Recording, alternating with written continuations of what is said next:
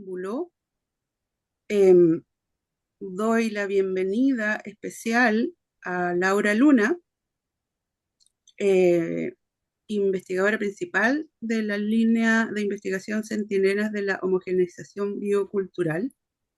Muchas gracias, Luna, por estar con nosotros hoy día.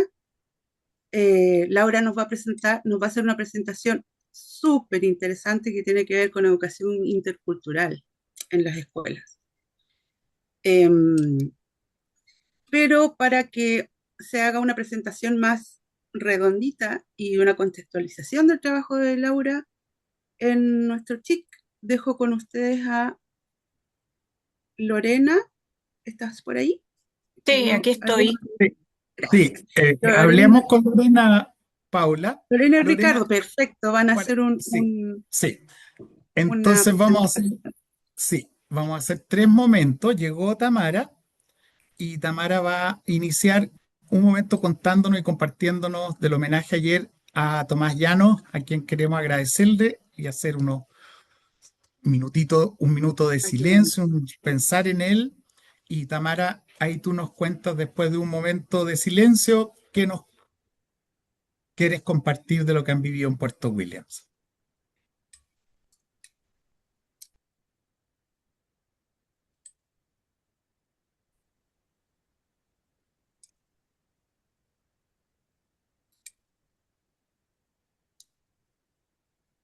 Muchas gracias, Guillermo. Tomás Llanos fue una persona muy querida y Tamara nos va a compartir y Lorena probablemente va a complementar cuando comience su introducción.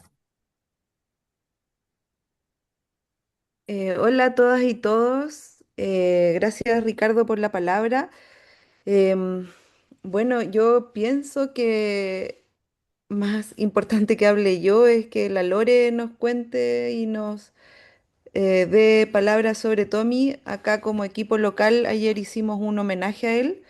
Em, Estamos todas y todos muy tristes por lo que pasó, por todo lo que se está viviendo y estamos construyendo colectivamente un álbum de recuerdos y cartas para enviarle a su familia, desde todas las personas que lo conocíamos acá en Puerto Williams y de todas las personas del CHIC que quieran participar. Entonces, si ustedes quisieran enviarnos em, a mi WhatsApp, a mi correo, algún recuerdo, alguna foto, algo que ustedes quisieran que su familia tenga para que conozcan todo lo que queremos y quisimos a Tommy, lo pueden hacer. Yo estoy respetando absolutamente la confidencialidad, entonces me llegan sus textos, no los leo, los imprimo y los guardo en el sobre para que se sientan tranquilas y tranquilos con eso. Em, pero eso, estamos acá, vamos a mantener el álbum por varios días, quizá una semana o dos, porque ayer llegó harta gente y quieren llegar más gente que no pudieron venir ayer. Entonces acá en el centro vamos a tener el homenaje para el Tommy por lo menos 2 semanas más. Luego va a viajar a Punta Arenas, donde más personas que lo conocen y lo quieren mucho van a también dejar su recuerdo y lo vamos a enviar desde ahí a su mamá. Eso. Muchas gracias, Tamara. Lorena, tú puedes hacer una introducción más técnica y yo hago la bienvenida para que parte el seminario y recordarnos a Tomás. Sí. Bueno, primero adherir a las palabras de Tamara. Tomás fue realmente muy relevante desde el inicio del CHIC como coordinador del equipo de educación en terreno, pero en realidad fue mucho más que eso, porque finalmente se vinculó con todas y todos los investigadores del CHIC. Eh, Tomás era físico de origen. Trabajé con él cerca de 14 años, lo conocí a los 21 como estudiante de pedagogía en física y luego como ayudante Fondes y me acompañó en mi época de decana también en varias ayudantías de Fondes y de cursos.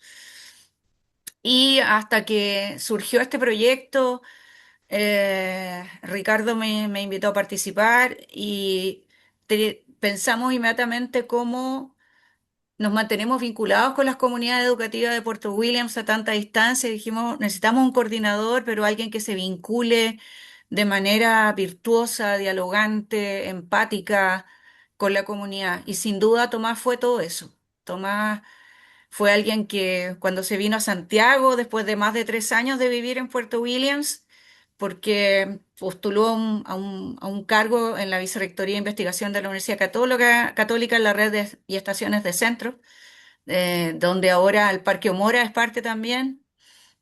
Eh, en ese momento la gente lo fue a dejar allá con pancarta al aeropuerto en Puerto Williams. Eso dice algo del cariño y del respeto que teníamos todos por Tomás. ¿Ya? Ha sido bien devastador para todo el equipo, súper difícil. Hay varios del equipo que están aquí hoy día y que tuvimos la fortuna de compartir con él todos estos años. Y que tuvimos también la posibilidad este fin de semana de estar con su familia en el velatorio el día sábado y en un responso el domingo. Yo quiero decir que la familia está muy agradecida del tiempo de trabajo de Tommy con nosotros, como CHIC, también como Universidad Católica.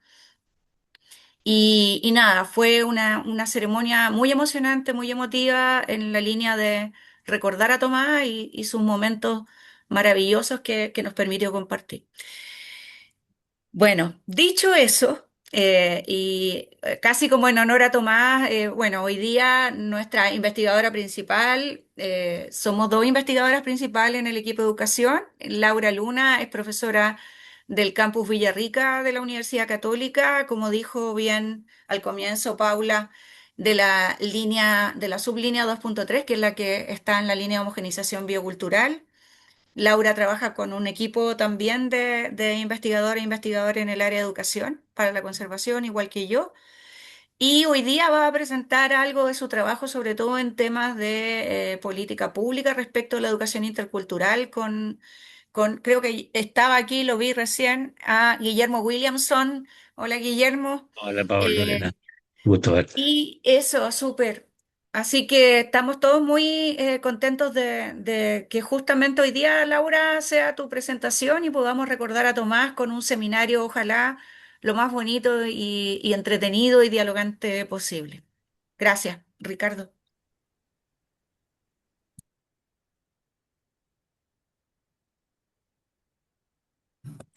No, muchas gracias, Paula, Tamara y Lorena. Eh, Estamos bien, muy conmovidos, ¿no? Bien, muy conmovidos por Tomás y por el dolor, por la tristeza de su partida pronto, agradecidos por el legado que nos deja.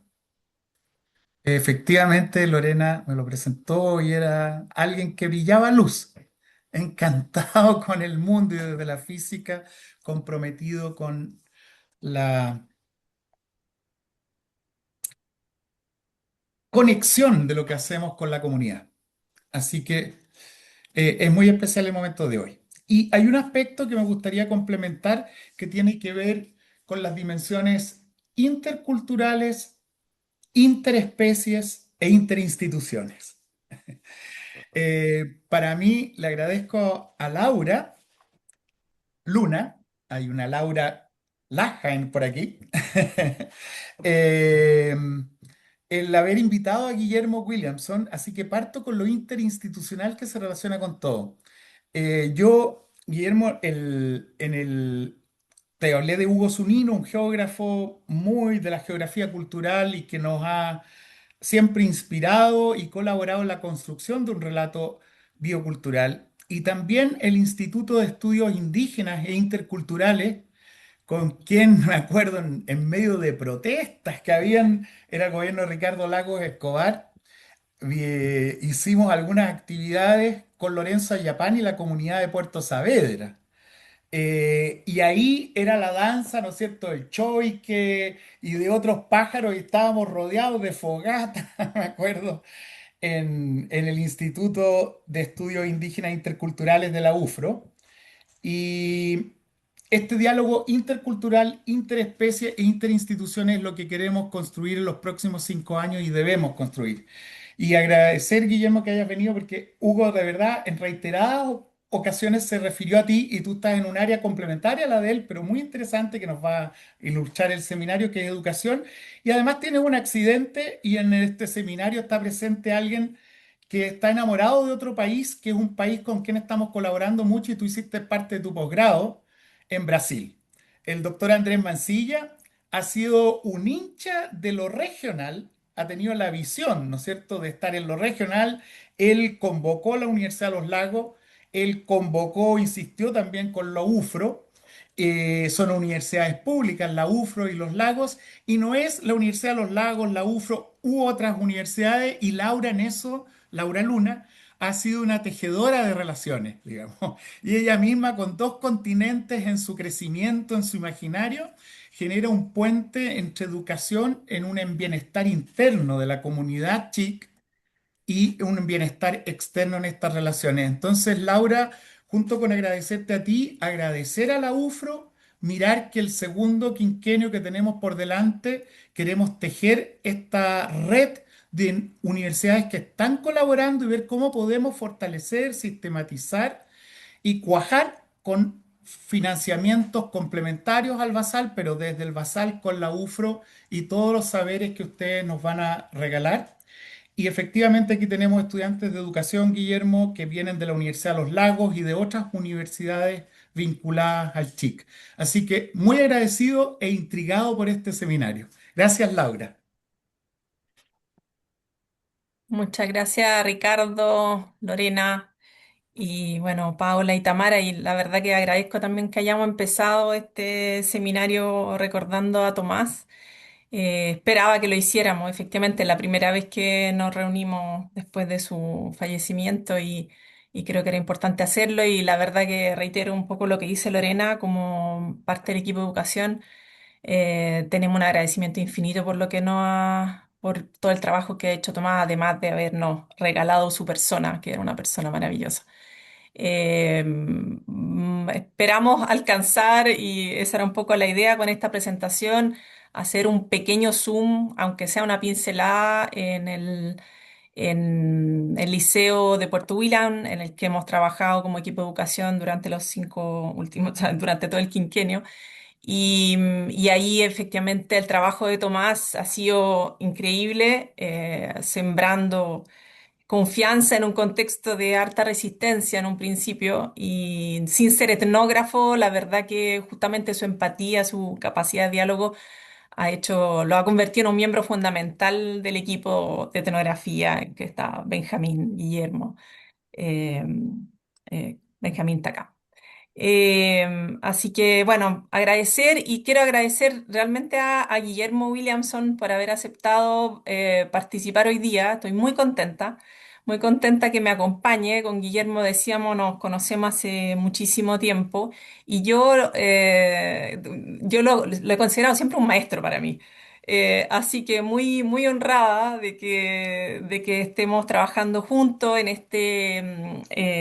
este capítulo que es para una handbook de la Cambridge University Press sobre Latino and Intercultural Education. Y entonces teníamos este trabajo así muy fresquito, en realidad está todavía en proceso, así que por eso se los mandamos como un draft, pero pensamos que justamente porque estaba muy fresco, era bueno compartirlo. Así que bueno, Guillermo, quiero presentarlo un poco. Bueno, como tú decías, Ricardo, doctor en educación por la Universidad de Campina, además de, bueno, profesor asociado de la Universidad de la Frontera, director del Departamento de Educación. Creo que ya no eres Guillermo, ¿no es cierto? Pero No, lo ya no. fuiste mucho tiempo.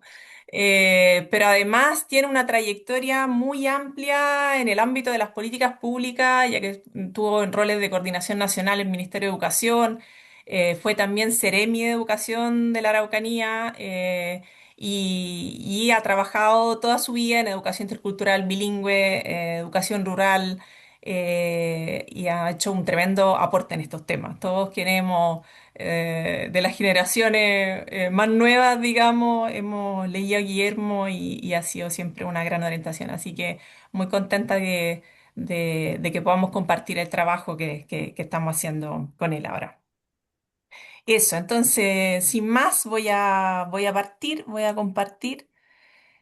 Eh, un segundo. Mientras Luna comparte la presentación inicialista, o sea, les comento que en esta sesión las preguntas van a ser al final de la charla.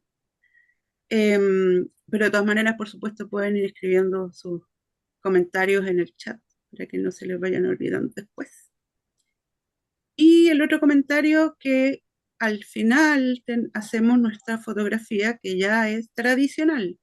Entonces ahí les pedimos que prendan sus camaritas y por lo tanto les pido que no hagan la trampa de meterse al Zoom y luego irse a hacer otra cosa, porque los vamos a pillar al final de la sesión. Dicho esto, Laura, por favor, adelante. Súper, bien. Entonces, como les decía, este trabajo se ha centrado en el tema de las políticas de educación intercultural en Chile, y especialmente en contexto indígena. Y quizá ahí viene un poquito como la primera aclaración, porque cuando hablamos de educación intercultural en escuelas chilenas, evidentemente que eso va mucho más allá también del tema indígena propiamente tal, ya que ahora en contexto de migración también se hace educación intercultural y en otros países también educación intercultural en otros contextos, especialmente en migración. Pero nosotros en el fondo vamos a mirar especialmente la implementación en el ámbito de contexto indígena y por eso hablamos específicamente de educación intercultural bilingüe. De hecho, Guillermo, creo que deberíamos haber hablado de educación intercultural bilingüe, no en escuela chilena. Yo les voy a dar algunas pequeñas definiciones más preliminares para gente que no tenga tanta familiaridad con el área. Y ahí vamos a entrar un poco en los avances, los desafíos de las políticas actuales y tratar de mirar también alguna experiencia en particular, la de Puerto William. Eh, Ahí. Como primeras definiciones, cuando hablamos de interculturalidad en América Latina, como yo les decía, justamente en contexto de pueblo originario especialmente, interculturalidad se entiende más bien como un proyecto social, como un proyecto político que busca justamente revertir o reconfigurar básicamente hegemonía histórica, ¿no es cierto?, con el que se crearon con el colonialismo. Entonces, es un proyecto, claro, se habla de interculturalidad en términos descriptivos, pero en realidad aquí, cuando nos referimos a interculturalidad, es más bien tiene un horizonte normativo, ¿no? De un tipo de sociedad que queremos construir basada fundamentalmente en el diálogo, en el encuentro entre culturas. En ese sentido también se antepone el concepto de interculturalidad, se es preferido acá en América Latina hablar de interculturalidad más que de multiculturalismo, que ha sido un concepto más propio de los contextos anglosajones, ¿no? Si bien con multiculturalismo se comparte un principio que es un principio común, que es el tema del reconocimiento, reconocimiento de la identidad, reconocimiento de la diferencia como un derecho, como algo fundamental en las personas, pero sí enfatiza la interculturalidad, el tema del diálogo, del encuentro. Después, cómo esto se refleje, por ejemplo, en las políticas de educación intercultural bilingüe, eso es otro tema, pero sí queda esta idea como del diálogo y del encuentro entre culturas. Como dice Díez, también es un campo discursivo muy amplio y un punto quizá importante de remarcar es que también ha sufrido, como muchos conceptos, un cierto cuestionamiento, ¿no? Sobre todo por su adopción desde las políticas estatales. Finalmente algunos, como Tubino, como Walsh, hacen esta distinción entre interculturalidad funcional, o sea, funcional al régimen, por así decirlo, estatal, a la estructura de poder ya dada, ¿no? Y heredera del colonialismo, en que se hacen algunas acciones que pueden ser compensatorias, pero que en verdad no son estructurales, versus una interculturalidad que es más crítica, más decolonial y que apunta justamente a repensar esa estructura de relaciones.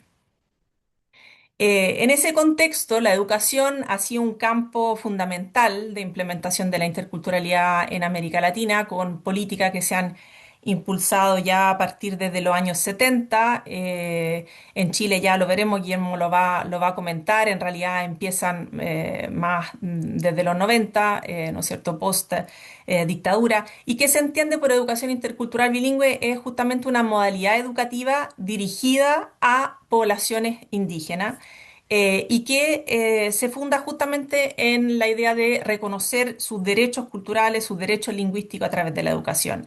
Desde un principio, desde los años 70, se empezó con educación bilingüe, siendo el problema, digamos, de la diferencia, siendo la diferencia lingüística vista como un problema.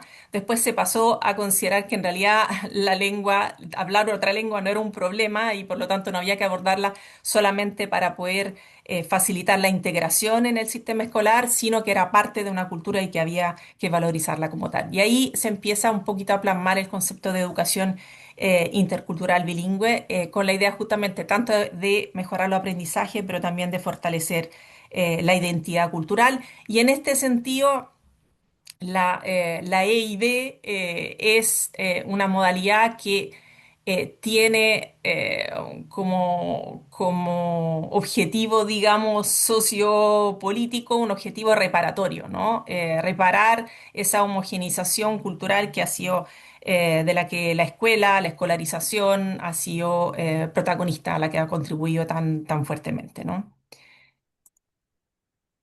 Ahí, Guillermo, te doy la palabra. Bueno, buenas tardes a todos, Marco Peña, y también a todos un saludo muy cariñoso. Decir también, perdona Laura, un minuto, decir que me siento como muy en casa también. Yo estudié en la Católica, yo soy de Santiago, toda mi carrera lo hice en la Católica hasta la maestría en Santiago y trabajé como profesor unos años en la Facultad de Educación, antes de irme a Brasil, que decía Laura. Así que muchas gracias, Laura, también por la invitación y a cada uno, cada una de ustedes. Aquí yo creo que hay que entender, no nos vamos a referir a eso, pero entender que todos estos procesos que yo voy a señalar ahora se dan en los marcos políticos y los marcos sociales, ¿no es cierto?, que van generando las condiciones para que puedan desarrollarse estos hitos que han marcado lo que es la historia de la educación intercultural. Desde los procesos de transición democrática del año 93, la ley indígena que venía de los acuerdos de Nueva Imperial, el año 89, ¿no es cierto?, de los pueblos indígenas con la concertación de partidos por la democracia, que hizo la transición y entre los compromisos estaba esta ley indígena. Yo creo que eso es interesante en el origen porque es señalar que las leyes no vienen de arriba abajo necesariamente siempre, sino que hay también un contexto que las facilita y las permite y también una condición eh, social, ¿ah? Una condición social, de organización social. El año 93, 1993, se genera la ley indígena, que como se señala ahí, ¿no es cierto?, tiene dos dimensiones. Es una demanda, que viene, pero también es una demanda organizada, orgánica, y también coincide con un movimiento latinoamericano de debate respecto de la interculturalidad, ¿no? Empieza a surgirse en Bolivia, en Perú, en Ecuador, en Guatemala, en México, con bastante más fuerza, progresivamente, evidentemente, lo que es las demandas indígenas por una educación de carácter propia, intercultural, indígena, depende de cada país, cómo se fue armando. Entre el año 96, 1996 y el año 2000 se instala y se empieza a explorar el programa de educación intercultural que todos conocemos en el ambiente, en el sector, lo conocemos como el PIB, ¿ah? Que me correspondió construirlo, ser el primer coordinador nacional de instalarlo, crear el programa y llevarlo adelante. Lo que fue una experiencia muy bonita, muy interesante de diálogo con las comunidades, de diálogo con las organizaciones sociales, con los partidos políticos y también con el Ministerio de Hacienda. También había que negociar recursos con Hacienda para ver cómo conseguíamos recursos para que esto funcionara. Básicamente, las primeras experiencias fueron un trabajo junto con CONADI, que se estaba recién creando, ¿no es cierto? Estaba recién emergiendo CONADI. eh, con el pueblo Aymara y el pueblo Mapuche, fueron como los dos pueblos con los cuales comenzamos a partir de esta actividad, también el pueblo Rapa Nui, y se trabajó con becas, aumentaron sustancialmente las becas, lo que es materiales de estudio, libros, etcétera. El 2001 al 2011 hay una expansión, y ahí está el programa Orígenes, que también me correspondió estar a cargo del subcomponente de educación en ese programa a nivel nacional, un programa con muchos recursos, la verdad, con bastantes recursos, y donde yo creo que lo más importante fue que funcionó el tema de educación. Tuvimos un piloto con 162 escuelas, se empiezan a crear lo que en esa época eran los asesores culturales y hoy día son los educadores tradicionales. Comienza un poco a colocarse en el sistema educacional con más fuerza lo que es la educación intercultural. Uno de los temas en relación a los hitos es que se instala este piloto y el sistema de educación como un requisito del 20% de matrícula indígena. ¿Ah? Todo esto es producto de las negociaciones políticas, bueno, donde hay más de un 20% se instala. Del 2009 al 2010, la educación intercultural, hay un giro curricular en el sentido que la educación intercultural entra en el currículo nacional a través de la Ley General de Educación, con un capítulo ahí específico, el decreto 280, que fue el que genera la asignatura de lengua indígena, y establece un tipo de trabajo que fue interesante, que es la dupla entre un profesor y un educador tradicional, ¿ah? Un profesor formado en la universidad con un educador que venía de las comunidades y forman la dupla pedagógica, una pareja pedagógica, como que se llama, para ir trabajando en conjunto en que uno aporta el contenido y el otro aporta la didáctica y la pedagogía. Eso fue interesante porque ha sido todo un debate. Al principio había gente que estaba de acuerdo, otros que no estaban de acuerdo. Y hoy día hay gente que dice, no, ¿sabes qué? Hay educadores que me dicen, sí, me sirvió mucho, y otros no, yo ya aprendí, estoy trabajando solo. Había un tiempo, pero al principio se inició así. El foco en ese momento estuvo en la oralidad y la escritura y abarcó básicamente cuatro pueblos principales. Del 2016 al 2019 se genera una experiencia que es de las pocas experiencias que yo creo que hay en Chile, me atrevería a decir, de carácter más democrático, ¿ah? En el sentido de que las políticas públicas de alguna manera se construyen con consulta a los ciudadanos, diríamos en términos generales y en términos particulares a los pueblos indígenas respecto de la propuesta curricular. ¿Qué currículum queremos? ¿Qué hay que enseñar? ¿Qué hay que aprender? ¿Cómo enseñamos? ¿Cómo aprendemos? Estas consultas y estas preguntas se le hacen a los 9 pueblos en 87 encuentros, participan casi 5.000 personas, ¿no es cierto? Y lo que sí como conclusión se saca que hay un desacuerdo con el tema del 20% mínimo, porque hay una tendencia fuerte de un sector, no de todo, pero un sector bastante dominante de los pueblos indígenas que plantean que la interculturalidad tiene que ser para todos, ¿no? O sea, que es como estas condiciones que nos coloca UNESCO, que nos colocan los organismos internacionales respecto de las competencias para el siglo XXI, una de ellas es vivir en comunidad, vivir en un mundo global, y eso supone la interculturalidad, pero los pueblos indígenas lo vienen planteando ya hace bastante tiempo, una condición. Finalmente, el año 2021 se crea una nueva asignatura, ya se instala una asignatura formalmente, que es la de pueblos originarios, digamos, ¿no? La asignatura de lengua y cultura de los pueblos originarios ancestrales, que con el decreto 97 mantiene el foco en la oralidad, mantiene el tema de la lectura, la escritura, pero también empieza a focalizar con fuerte la identidad. ¿No? La noción de territorio, se van a fortaleciendo lo que son las ideas de la comunidad, del LOF, del AYU, de distintos tipos de presentaciones y de organizaciones, y se va fortaleciendo también, estableciendo una estructura dentro del aparato de Estado que va permitiendo que la asignatura funcione en mejores condiciones. Formación de profesores, elaboración de materiales, diccionarios, páginas web, el Ministerio de Educación actuando a través de las secretarías ministeriales y los departamentos provinciales. Hay una mayor flexibilidad curricular para la enseñanza de la lengua de acuerdo al contexto de uso. Se empieza a determinar, bueno, no todos hablan igual, cada territorio tiene su propia realidad. Aquí nosotros tenemos sectores que se hablan mapudungún, en otro mapuzungún, en otro xezungún, en otro mapuche-dungún, dependiendo un poco del territorio. ¿M? Y un elemento que también es interesante, porque también resulta, yo me atrevería a decir, más de las demandas sociales, es justamente la idea de que se amplía a los distintos pueblos que están reconocidos por la CONADI, ¿no? Que hay la demanda de los otros pueblos también por tener presencia en la educación intercultural, y así ha ido haciéndose. Aunque este 20% hablante por temas lingüísticos y condiciones de ese tipo, para el pueblo Coya, de Aguira, Lecanantay, Huéscar y Yagán, no se hace obligatorio, ¿no? En el sentido de que tengan que tener un 20% mínimo de eso. Bueno, eso quería comentar, Laura, si te parece. Súper. Aquí un poquito como para sacar conclusiones sobre los avances, digamos, más recientes también.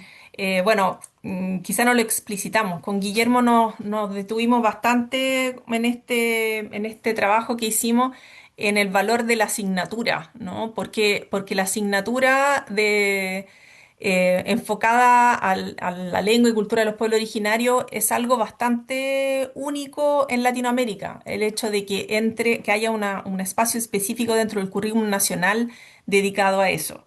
Es algo bastante novedoso. En otros países hay algo así como un programa, una especie de subsistema de educación. Y efectivamente los avances de esta asignatura han sido muy importantes para posicionar evidentemente la enseñanza, legitimarla en cierto modo, darle otro estatus. Pero más recientemente con esta reforma también hay cosas importantes que señalaba Guillermo, como el hecho de incluir, pasar de 4 a 9 pueblos originarios, de que no dependa del consentimiento de los padres. Lo que decía el primer decreto era que los colegios tenían la obligación de ofrecer la asignatura, pero que era voluntario y que los padres tenían que dar su consentimiento si es que querían que su hijo en fondo tuviera o no la asignatura. Entonces, en el fondo, era solamente con la mayoría, si es que la mayoría quería que la asignatura se impartía. Ahora en este último decreto eso no se eliminó, no está claro que efectivamente dependa del consentimiento de los padres. También hay cierta ambigüedad en el último decreto, pero sí se le elimina el requisito del 20% para aquellas comunidades efectivamente más vulnerables, por así decirlo, con un proceso más incipiente de recuperación de la lengua y de la cultura, como Coya, Diaguita, Licanantay, Huáscar y Yagán. También en términos curriculares hay un tránsito de sector que era o subsector de la asignatura del sector de lenguaje a una asignatura que también le confiere un cierto estatus distinto y tiene ciertas implicaciones, ¿no? En términos de mayor obligatoriedad a impartirla. Otro aspecto interesante se incorpora el tema del desarrollo de competencias interculturales. Una de las cosas a señalar es que en otros contextos la educación intercultural, por ejemplo, en contexto de inmigración, se trabaja mucho desde la perspectiva de lo relacional, como combate a los prejuicios, combate al racismo, a la discriminación, no tanto desde una perspectiva epistémica, como se ha focalizado en el contexto del pueblo originario. Entonces, cuando en realidad también se ha levantado un poco, como decía Guillermo, esta idea de esta necesidad de interculturalidad para todos, ¿no? Porque en el fondo también la sociedad indígena necesita, en cierto modo, ser alfabetizada en temas de interculturalidad y comprensión de la diferencia. Entonces, se incorpora esto también en esta nueva asignatura, aunque también no está claro en la práctica cómo se está realizando, y quizás eso en materia de investigación. Y lo que también señalaba Guillermo respecto a la diversificación de los objetivos de aprendizaje en función de la lengua, fue muy desafiante para la primera versión de la asignatura, efectivamente, hacerse cargo de la enseñanza de la lengua. Porque en contexto en que en realidad era más bien una segunda lengua, casi se estaba enseñando un poco como una primera. Cosa que efectivamente en Chile era difícil, quizá en otros países latinoamericanos era más posible de hacer. Entonces se generó esta diferenciación entre diferentes contextos donde hay que hacer un trabajo más bien de sensibilización porque no hay una lengua, digamos, activa, vigente, en otro contexto donde la lengua está, pero medio escondida y hay que recuperarla también, que sería de revitalización, y otro de fortalecimiento donde hay ciertas comunidades, digamos, lingüísticas, ¿no? Entonces, eso evidentemente que, por ejemplo, en el caso del pueblo Yagán, está entre revitalización y sensibilización, por así decirlo. En el caso del pueblo mapuche, podríamos decir que está entre revitalización y fortalecimiento, ¿no? Dependiendo también de los diferentes contextos. Y otro tema importante es el tema del fortalecimiento de las condiciones, mejoramiento de las condiciones de los educadores tradicionales. Guillermo, para que tú comentes eso.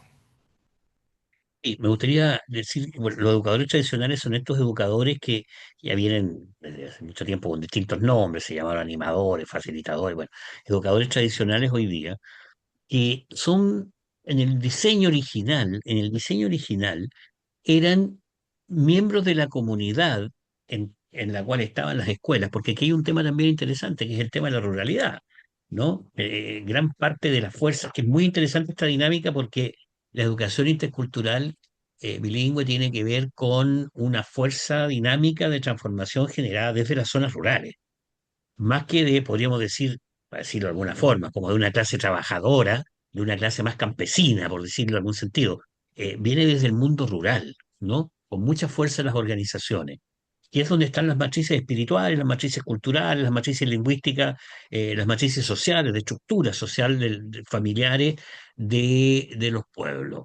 Y ellas han ido avanzando, llamemos así, sobre las ciudades. Yo creo que ese es un tema bien interesante porque a veces en América Latina no miramos mucho lo que es la historia de la cultura, el desarrollo desde la ruralidad, sino que la vemos más desde los efectos urbanos.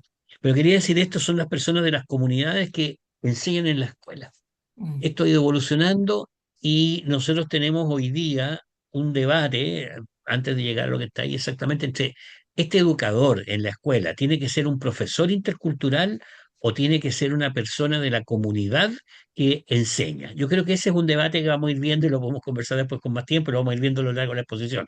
Pero ese es un tema que está ahí como en el trasfondo todavía no totalmente resuelto. Con el decreto 97 del año 2018 se reconoce la función docente de este educador tradicional, que también es un tema interesante porque es una persona que no es un profesional el que es reconocido como docente en el sistema escolar. Yo no sé, Lorena, o los que son de algunos años anteriores, se acuerdan de lo que era el programa de las 900 escuelas, que tenía unos monitores. No sé si te acuerdas que tenían unos monitores. ¿Ah? Habían unos monitores. Esos monitores eran chiquillos, chiquillas, que aprendían más, sabían más, eran más vivos, tenían más conocimiento y enseñaban en los talleres de las escuelas del programa de las 900 escuelas. Asumían un rol docente, de alguna forma, siendo miembros de la comunidad. Acá es un poco esa idea.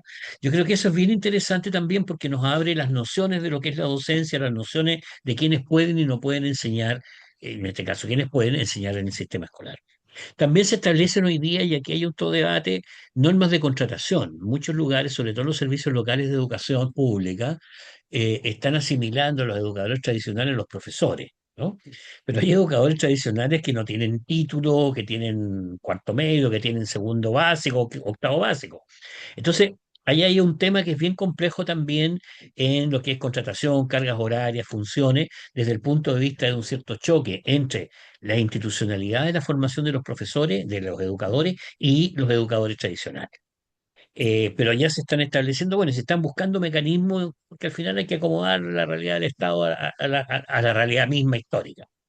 Y se amplía, como dice perfectamente, o sea, se amplía el perfil a lo que ya recién estaba señalando, ¿no es cierto?, a estos otros educadores que no son necesariamente profesionales. Y eso yo creo que es uno de los temas interesantes que nos coloca la educación intercultural como desafío también para todo el sistema educacional, ¿ah? Para todo el sistema educacional. Eso, Laura. Sí, y para complementar se amplía el perfil también a personas no indígenas. Y eso es, Ah, cierto, sí, es sí, relevante porque en el fondo, claro, ante la escasez también de personas adelante. indígenas hablantes, un poco de las políticas se ve la necesidad simplemente, claro, de dar el espacio a personas no indígenas. Hay una especie de jerarquización, ¿no? Es como en el fondo la última opción en caso de no encontrar sería una persona no indígena. No es lo ideal, pero es un poco una respuesta ante la escasez. Dale, Guillermo. Bueno, aquí tenemos algunos temas que ya estamos como adelantando. La primera, que esta opción asignaturista, como decía muy bien Laura, es una experiencia de instalar una asignatura en el currículum. 4 horas. No, no estamos hablando de pocas horas. Estamos hablando de un porcentaje significativo de horas en el currículum formal dedicado a la educación intercultural.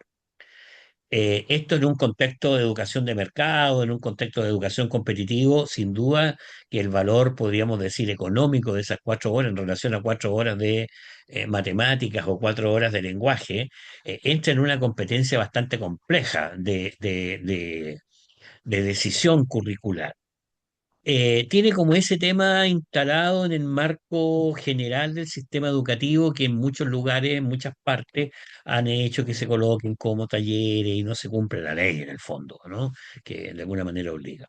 Pero también tiene el lado positivo de que la cultura, la lengua indígena se instala en el sistema educativo. Yo aquí creo que también tenemos que pensar un poco hoy día, nosotros hemos visto esta situación ahora una opinión, Laura, personal, que creo que la hemos conversado nosotros, pero como instalación de idea, es que también, digo personal por el caso de este chico que atropellaron, que mataron ayer o anteayer, que hay menores de edad comprometidos. Yo creo que también aquí hay una cuestión importante de entender la interculturalidad, no solo para los pueblos indígenas, sino que cuando dicen para todos, es porque hay un conjunto de valores, de expresiones espirituales, de tipos de relaciones sociales, que son buenos para todos. ¿Ah? O sea, son Mm. buenos para quien sean indígenas y quienes no sean indígenas. Entonces, esta noción de la asignatura en el currículum tiene, claro, tiene que ver con los derechos indígenas, pero también tiene que ver con incorporar al currículum global un conjunto de otros valores, un conjunto de otras visiones de mundo positivas, ¿ya? Positivas. Y yo creo que también con un valor ético y espiritual que también es importante. Pero tiene por otro lado el escolarizar un conocimiento que no es escolarizado, que tienen miles de años, que son incluso anteriores al sistema escolar en América Latina, en Chile y en el mundo. Entonces, como que se ordena un tipo de conocimiento que tiene, como decía Laura al principio, una epistemología, una manera de entender el mundo, una metodología de cómo se construye el conocimiento, cómo se difunde, se escolariza, se asignaturiza y se divide la realidad como en una parte. Yo creo que ahí tenemos un tema bastante complejo. También señalaba Laura muy bien la falta de educadores competentes. No todo el mundo habla, no todo el mundo tiene. Entonces, nosotros tenemos hablantes que el mapudungún es su segunda lengua, en el fondo son lenguas de aprendizaje, combinados con otros que son lenguas como primera, personas que son nativos lingüísticos, y otros que, bueno, aprendieron como uno aprende inglés, alemán o francés en el colegio, ¿no? Entonces tú tienes como esta complejidad hoy día en el sistema. El 20% de la interculturalidad para todos es un tema de debate porque tiene que ver con esta noción más que el tema indígena, interculturalidad para todos, y aquí yo creo que se asocia a lo que yo señalaba recién, ¿no es cierto? Estas competencias que necesitamos para vivir en comunidad global, en comunidad del mundo, ¿no? Que necesitamos interculturalidad estructural a nivel mundial, pero que no todo el mundo le gusta, porque la gente lo asocia básicamente al tema de un pueblo particular y no a un conjunto de competencias de diálogo, de convivencia, de intercambio. Y finalmente tenemos un tema que también es bastante complejo, es que la demanda, yo partí diciendo, y partíamos con Laura señalando, ¿no es cierto?, que todos estos marcos vienen de alguna manera como parte de una demanda social, de las organizaciones sociales, y al entrar al aparato de Estado, se estandarizan, que era lo que tenía que ver con asignaturismo de alguna manera, pero también se empiezan a hacer una serie de exigencias formales que no todos los pueblos, ni todas las organizaciones, ni todas las comunidades, ni incluso los que tienen colegios, pueblos indígenas, comunidades indígenas, que quieren instalar un establecimiento educacional, pueden cumplir adecuadamente el conjunto de exigencias legales que se les hace, ¿eh?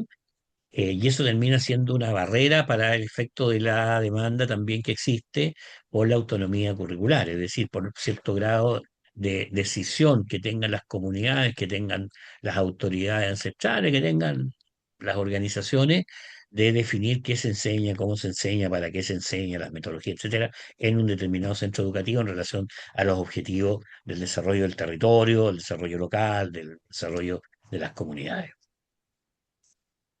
Eso, Laura. Sí, sí, quizás para complementar, efectivamente la asignatura, como decía Guillermo, hace finalmente, o sea, si bien por un lado posiciona en el currículum, por otra parte relega, ¿no? Y como se ha dicho, relega en un espacio, aunque sean 4 horas semulares, pero es un espacio muy acotado, que finalmente no cambia la estructura, la dinámica escolar. Eso vamos a ver ahí en algunos casos aparentemente sí, y quizás en materia de investigación ver de qué manera lo hace. Pero claro, una modalidad, por ejemplo, que buscan algunas escuelas más orientadas hacia una educación propiamente indígena, que es la de planes y programas propios, ahí quizás Guillermo puedes complementar, que implica, digamos, una integración más fuerte de la interculturalidad, no relegarla a una asignatura, sino repensar justamente el currículum desde una perspectiva intercultural. Claro, se encuentra con todas estas barreras que son, digamos, a nivel burocrático, a nivel de rendición de cuentas, de estandarización, de la calidad de la educación, de la evaluación, de la planificación. Entonces, ahí tenemos un claro desafío, ¿no? Ahí, Guillermo, no sé si quieres complementar algo de No, eso. solo señalar que yo siento, digo yo porque lo hemos venido conversando, pero un yo plural, para que se entienda un yo plural, con Laura, porque hemos hablado harto de estos temas.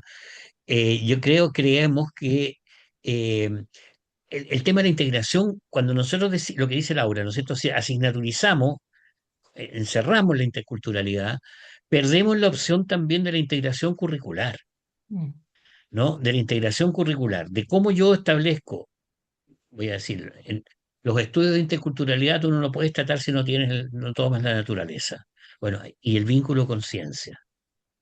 Si yo no lo puedo ver, si no tengo la identidad, la construcción de la identidad y la memoria. Ah, y el vínculo con historia, con ciencias sociales. Ah, y yo tengo que ver un territorio, tengo que definir cómo marco, no sé, la cancha de Palino, cómo marco el espacio de Quillatún, o cómo marco dónde van a estar las parcelas, o dónde voy a sembrar. Ah, y las matemáticas. Entonces, también perdemos, andamos siempre buscando nosotros vínculos, redes, aprendizaje, ABPs, no sé, y se nos olvida que tenemos una fuente de conocimiento pedagógico, tanto a nivel de contenido como a nivel metodológico y didáctico, tremendamente rico también en lo que es la educación intercultural. Si tiene un sentido hacia adentro, hacia el pueblo, hacia las luchas sociales, hacia la tierra, en fin, pero también tiene un sentido en la generación de un conocimiento distinto para todos y para todas. Entonces, cuando decimos interculturalidad, no es solo el tema indígena, es como yo articulo el conocimiento indígena que nos contribuye a entender una mejor comprensión de la ciencia, de las matemáticas, en mm, fin, en los territorios en los cuales estamos, incluso urbanos, ¿no? Incluso urbanos. mm. Eso, Laura. Súper. Y sí, y aquí, bueno, justo lo que estabas comenzando creo que da muy bien el pase como a esta suerte de categorización que creamos con Guillermo, de cómo de diferentes formas que hemos visto de nuestra experiencia de implementar la interculturalidad en escuela, ¿no? Y bueno, algunas de estas que hemos visto, lo hemos visto justamente en el marco también de la investigación que hemos llevado a cabo desde la línea de Centinela de Homogenización Biocultural, ¿no? Y Educación. Efectivamente, lo que se refería a Guillermo tiene que ver con este primer enfoque, ¿no? Que es un enfoque integral y que podríamos decir, y lo hemos llamado en el marco del CHI justamente biocultural.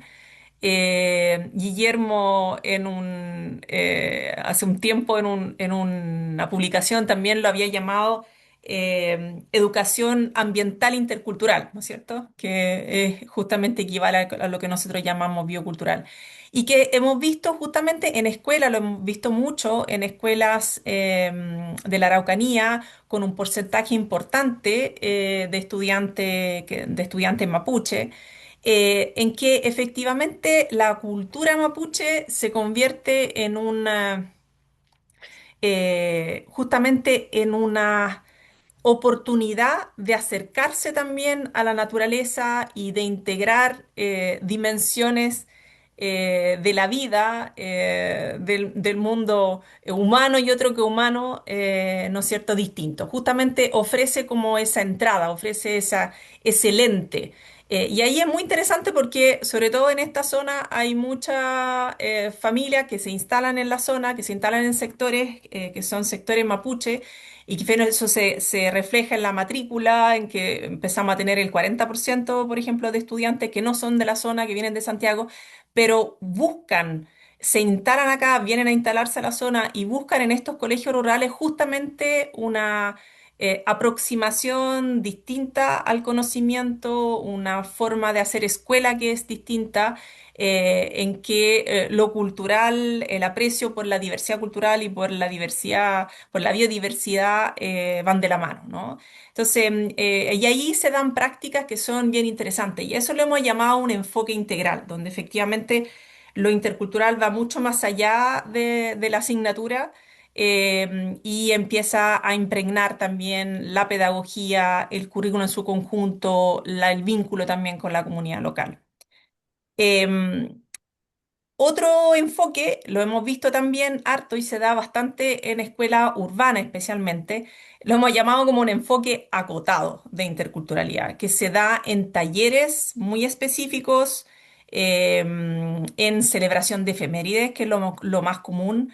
Aquí ya se ha convertido en una tradición en la Araucanía celebrar el Huetripantu, se hace en todas las escuelas pero de verdad en algunas escuelas, especialmente la urbana, cómo se celebra es algo que deja bastante impactado, ¿no? Porque a veces uno se encuentra que la celebración del Huetripantu se acerca más a una performance en que se recuerdan a los antiguos héroes mapuches del pasado, no se hace ningún vínculo con la cultura presente, se inicia el Huetripantu, por ejemplo, cantando el himno nacional.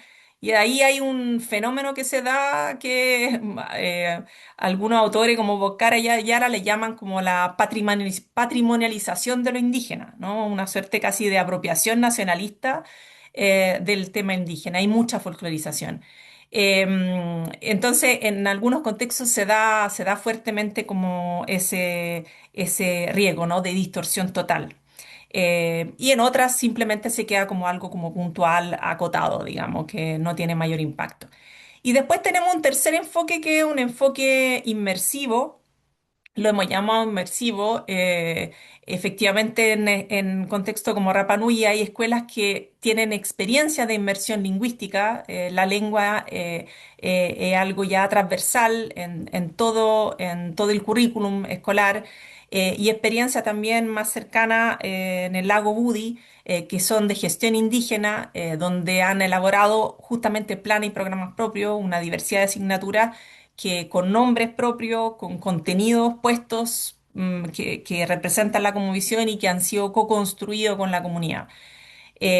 Ahí hay experiencia muy interesante, incluso hay un movimiento ahí, Guillermo también puede contar que es interesante que a partir de esta experiencia, por ejemplo, del Budi, se está tratando de generar un movimiento también entre diferentes experiencias educativas para posicionar una educación más bien mapuche, más que intercultural. ¿No? Por lo tanto, con ese repensando, digamos, en términos ya más estructurales y podríamos decir más decoloniales, aunque siempre dentro de un sistema, por supuesto, eh, una educación con pertinencia cultural. Ahí, Guillermo, si quieres complementar. No, solo señalar que esta idea de los planes y programas propios es una idea de un movimiento indígena latinoamericano. Hace, no sé qué fecha estamos, hoy día estamos como mitad de junio, hace un par de meses en Colombia, por ejemplo, se sacó una ley que permite la educación propia de los pueblos indígenas, que es diseñar el currículum, la gestión, la pedagogía, la didáctica, la vinculación con el territorio, la participación comunitaria de la educación para definir, eh, definir el proyecto educativo, diríamos nosotros, de la escuela en relación al sistema, pero sobre todo en relación a los intereses de las organizaciones.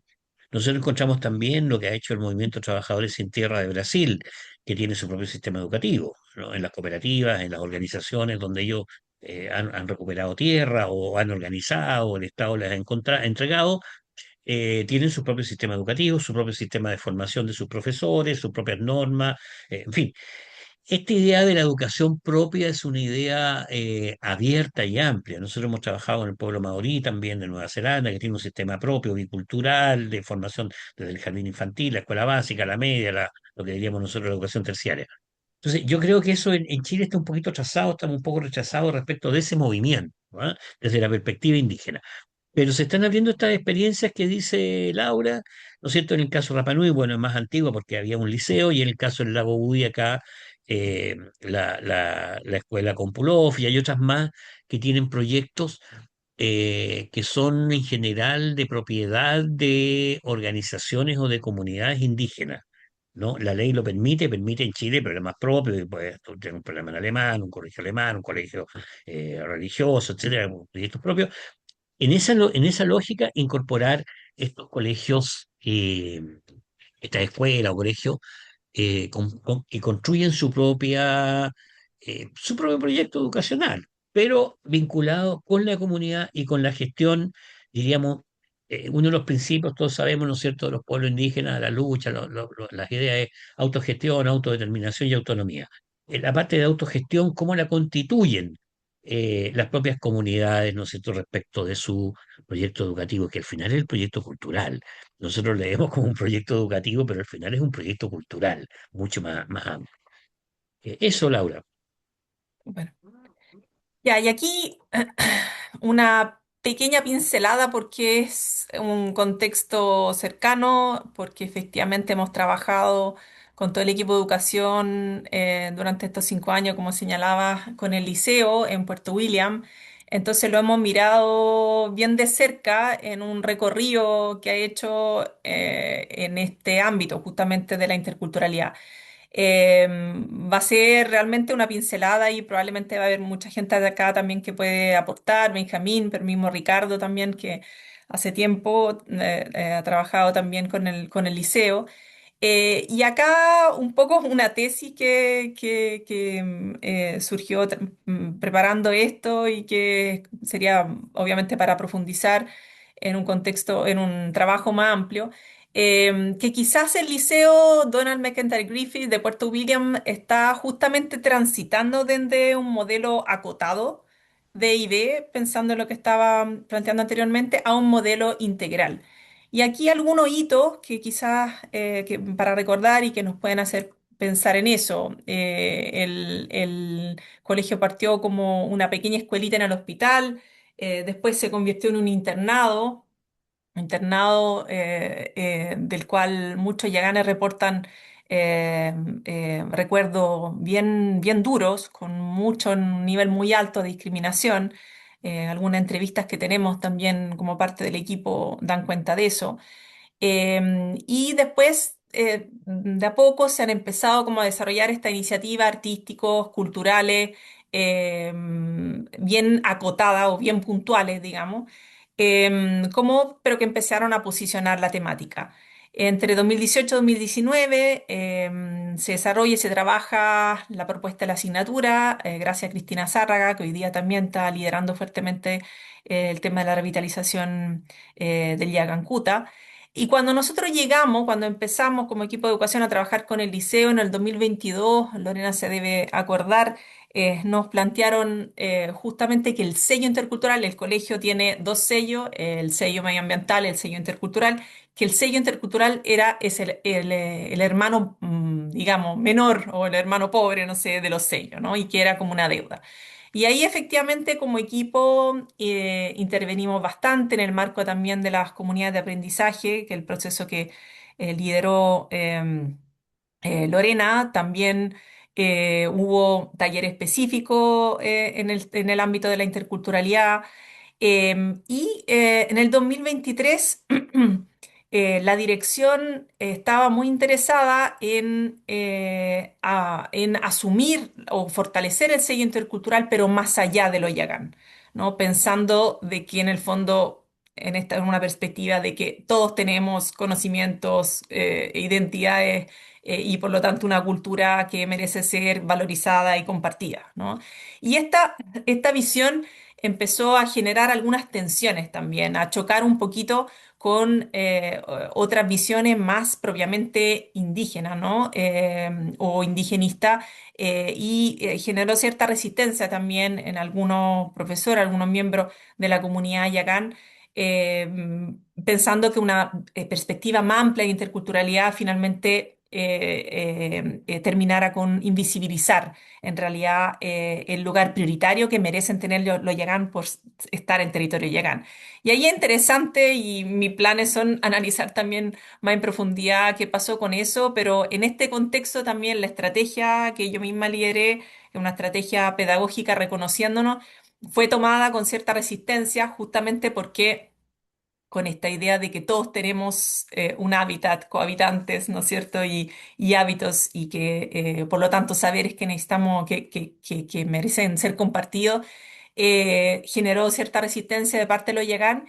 Pero después lo interesante que fueron justamente las profesoras, dos profesoras que tomaron el curso que dimos de esta estrategia reconociéndonos, que finalmente después conformaron la comisión, una comisión de sello, una liderando el sello intercultural, el otro el sello medioambiental, y poniendo fuertemente el énfasis en lo Yagán. Se reformuló el proyecto educativo, la misión, la visión, incorporando fuertemente la cultura Yagán.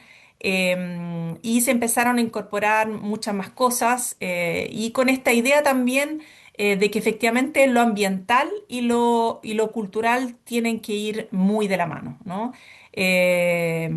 Ahí, por ejemplo, un ejemplo, las salas nombradas con nombres de ave o de animales nativos en Yagankuta, por ejemplo, ¿no? O la celebración del Inalam, que es el solsticio de invierno. Entonces, yo diría que había un proceso como interesante justamente hacia hasta una mirada un poquito más, más integral. En fin, es historia todavía en proceso, ¿no? Ahí eso un poco para generar el debate. Y ahí un poquito para finalizar, Guillermo, te dejo a ti algunas de las miles de preguntas con las que nos quedamos haciendo este trabajo juntos. Y solo las voy a leer porque son los resultados, gracias Laura, son los resultados de las conversaciones que hemos ido teniendo, que están en el texto que ustedes recibieron y de las experiencias. ¿Qué pasa con la enseñanza media? En la enseñanza media hay un vacío de IB. Los chicos vienen desde la educación parvularia básica, muchos de ellos se saltan a la universidad, en algunas universidades hay experiencia, en la enseñanza media hay un vacío. ¿Quién ha ido, lo que compartíamos en un momento, quién ha ido enseñando la asignatura? ¿Quiénes son estos educadores y educadoras tradicionales? ¿Y cómo deben formarse los actuales y los futuros en este debate que decíamos más profesionalización o más de comunidad? ¿Cómo se aborda la espiritualidad de los pueblos originarios en el currículum y la materialidad escolar? No hay cultura indígena si no tiene un trasfondo espiritual. Eso es el punto de vista de la cultura, y lo dicen no solo los antropólogos, sino que también dirigentes sociales, académicos y espirituales, religiosos. ¿Cómo ha impactado en el proceso educativo curricular pedagógica la asignatura en diversos contextos educativos? Como para hacer investigaciones en esta línea más comparada, ¿no? ¿Cómo integrar en el currículum el saber pedagógico y el saber cultural local en los nuevos contextos educacionales, por ejemplo, los servicios locales de educación? Aquí hay un temazo en la educación de todo tipo, ¿no es cierto? Toda la educación es como la cultura de la población, la cultura del barrio, la cultura de la comunidad campesina, la cultura indígena, se asocia, se vinculan porque la tesis, la hipótesis y la experiencia nos dice que si están articuladas esta cultura, el currículum de la comunidad y el currículum escolar, la cultura de la comunidad, los niños van a aprender mejor, los jóvenes van a aprender mejor, se va a fortalecer el territorio, va a haber más desarrollo territorial y en mejores condiciones de vida. ¿Cuál debe ser? Y aquí conversábamos con Laura, uno de los temas que se vienen hacia adelante que no sabemos, cuál va a ser y no lo sabemos. Yo creo que es un tema de investigación. ¿Cuál deberá ser el papel de la participación indígena en los procesos educativos y de producción de textos en los contextos de creciente tecnologización y de y inteligencia artificial? Estamos teniendo un cambio de mundo tremendo hacia adelante. ¿Cómo van a hacer, cómo van a trabajar los educadores tradicionales? ¿Van a ser reales, van a ser virtuales, van a trabajar contextos reales, contextos virtuales? La oralidad la vamos a hacer a través. Bueno, creo que ahí tenemos un desafío enorme también de pensar para los nuevos tiempos de inteligencia artificial y de uso de tecnología, educación a distancia, educación virtual, cómo se va a llevar adelante la educación intercultural, tanto urbana como rural. Muchas gracias. Perdón por habernos pasado un poquito de los tiempos. No te preocupes, Laura. Muchas gracias, Laura, Guillermo, por esta interesantísima Pues, presentación que nos ha enseñado mucho, sobre todo a quienes no estamos vinculados al TIEP, no sé si lo pronuncié bien, em, en escuelas especialmente rurales, ¿no? Vamos a empezar a dar darles, ¿cómo se llama? La palabra a quienes están preguntando. Ya tengo una manito arriba de Rodrigo, pero antes que todo les voy a pedir que prendan sus camaritas antes que se vaya más gente, que claro, esta es una sesión más o menos larga, hay personas que tienen otras cosas que hacer probablemente. Voy a tomar la foto mientras todos encienden sus camaritas y ver sus caritas. Rodrigo, si quieres, mientras tanto puedes ir ya. haciendo tu... Oye, ok, yo comienzo. Gracias, Laura y Guillermo. Y es un espectador un poco a No la sé por qué distancia no se de. abre mi cámara. Ah, ya, perdón. Qué Ya. Laura, raro. Laura, No estás, sé lo Mi que pasa. pregunta tiene. estás con... Ya, perdón. Ya, mi pregunta tiene que ver de ser un espectador un poco a la distancia de los procesos educacionales en nuestro país. Y la pregunta es, por qué no nos ha funcionado como esperábamos al principio que funcionara esto de la educación intercultural?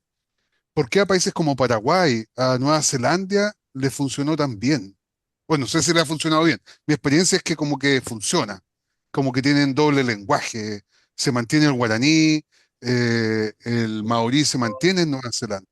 Por qué no nos resulta? Porque son, son muchas lenguas, muchos pueblos en Chile, como para que se masifique esa condición, o estamos fallando en decisiones políticas que me tinca, digamos. ¿Por dónde va la mano? Em, Inicio yo, Guillermo, después te doy el pase. O sea, yo creo que tú tocas un punto importante, Rodrigo. Yo creo que todos los que están en este tema, efectivamente, llegamos a la conclusión de que hay condiciones de reconocimiento básico político que faltan. Hubo, ustedes saben, un intento de reconocimiento constitucional fallido con la plurinacionalidad en otros países. Se reconoce el estatus de pueblo. Hoy día lo que tenemos, que en cierto modo supera un poco la ley indígena, que reconoce solamente a las personas indígenas, es el convenio 169 de la OIT. En base a ese convenio también se ejecutan todas las consultas indígenas, son obligatorias, digamos, de hacer. Pero obviamente que todo no lo puede resolver la educación, ¿no? Tiene que haber una estructura más allá y, por ejemplo, a nivel lingüístico, evidentemente que hay políticas de revitalización lingüística que tienen que impulsarse mucho más allá de la escuela, ¿no? En el País Vasco se demoró 50 años la recuperación, por ejemplo, del éuskera, pero porque fue una política integral, ¿no? Mucho más allá de la escuela. Guillermo, ahí si quieres complementar. Sí, quizás son, yo diría, ¿dónde está Rodrigo? Rodrigo, se me perdió Rodrigo, pero bueno, Sí, parece que es Rodrigo, Rodrigo. Rodrigo. Ahí está, ya Rodrigo, ahora te veo con la mano. Sí, Rodrigo. Yo creo que hay un tema histórico, básicamente histórico. Las estrategias políticas, de política pública, no son tan complejas, no son tan distintas, pero desde el punto de vista, por ejemplo, en el caso del Perú, la guerra del Chaco, la guerra de la Triple Alianza, ¿no es cierto?, que eliminó y masacró a millones de paraguayos, que hizo que los que sobrevivieron tuvieron que reconstruir su identidad y buscar una estrategia de resistencia también lingüística frente a los brasileños y frente a bolivianos y argentinos. Y se afirmaron en la lengua, y la lengua se constituyó como un elemento de resistencia en una guerra, ¿ah?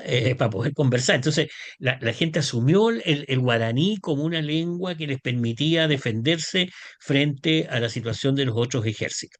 Y eso se mantuvo, y hoy día todos hablan guaraní, como dices tú, ya lo hemos visto en los mundiales de fútbol, que todos alegan que nadie entiende lo que hablan los paraguayos y perdemos, tío, porque ellos hablan en guaraní. El caso maorí fue distinto. En el caso maorí, ellos estaban también en una lucha que incluso incluyó lucha armada. hasta que se dieron cuenta que no tenía sentido y operaron por la bicultura. Entonces montaron un sistema propio, trabajaron y empezaron a trabajar desde la educación parvularia. Construyeron sus propios jardines infantiles, incorporaron los chicos, solo en maorí. El español, o sea, perdón, el inglés lo aprendían en la comunidad, en la sociedad, en el mercado, en la calle, donde fuera, pero, y ahí fueron armando un sistema educacional que es el que tienen hasta hoy día, pero desde una perspectiva bicultural, no intercultural. Entonces, las experiencias históricas son, yo diría, si tú me preguntas a mí, la razón de fondo por la cual no es que no haya resultado, es que encontramos menos hablantes acá en Chile porque las experiencias fueron muy distintas, fueron O muy, sea, muy diferentes. nunca Aquí hubo todos tenemos, nunca hubo. integración desde el Estado, digamos. Yo creo que no, yo pienso que no. Ah, Siempre ok. tuvimos cuestiones paralelas, pero también la estructura de pueblo, la organización de los propios pueblos es mucho más descentralizada, ¿no? Ha sido mucho más descentralizada. Los aniquilamientos han sido, en algunos casos, allá en el sur, genocidio. No es que tú hayas tenido una guerra y hayan, bueno, haya muerto gente, no sé. No, fueron genocidios. Entonces, en esos procesos, yo creo que los puntos de partida son muy distintos. Ahora, yo no soy de los que creo que ha sido un fracaso. ¿Ah? Yo soy de los que creo que vamos avanzando, bueno, a la chilena, ¿ah? En los tiempos que podemos, en las condiciones históricas y políticas y sociales que tenemos. Ojalá las cosas fueran de otra manera, pero las relaciones políticas son uno, las relaciones de sociedades son otras, las relaciones, o sea, hay que construir lo que podamos en la historia que tenemos. ¿Eh?